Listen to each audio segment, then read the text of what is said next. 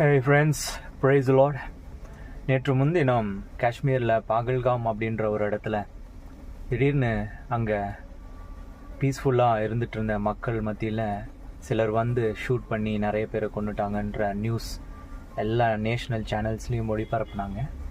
அதை பார்க்கும் பொழுது ரொம்ப மன வருத்தமாக இருந்துச்சு. அதில் முக்கியமான காரியம் பார்க்கணுன்னா, அதில் இறந்தவர்கள் அனைவருமே ஆண்கள், ஒரே ஒரு பெண் கூட கிடையாது.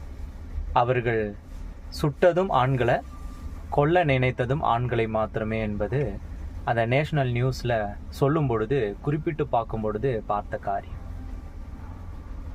இது எப்படிப்பட்ட எத்திக்ஸ்ன்னு தெரியல. இதில் வந்த ஒரு மனுஷனை கொல்லுவது கட்டாயமாக நம்மளுடைய வேதாகமத்தின் பிரகாரமாக, ஒரு ஹியூமன் ஒரு நேச்சர் பிரகாரமாக தப்பு, மனுஷனை காயப்படுத்துது. ஆனால் இது பண்ணியிருக்காங்கன்னா அவங்களுடைய அந்த எத்திக்ஸ் என்னன்னு தெரியல.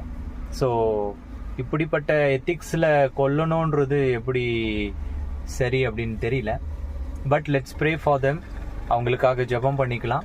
ஒரு கிறிஸ்துவனாக, ஒரு தேவனுடைய ஊழியனாக இந்த காரியத்திற்கு நான் ஜெபித்து கொண்டிருக்கிறேன்.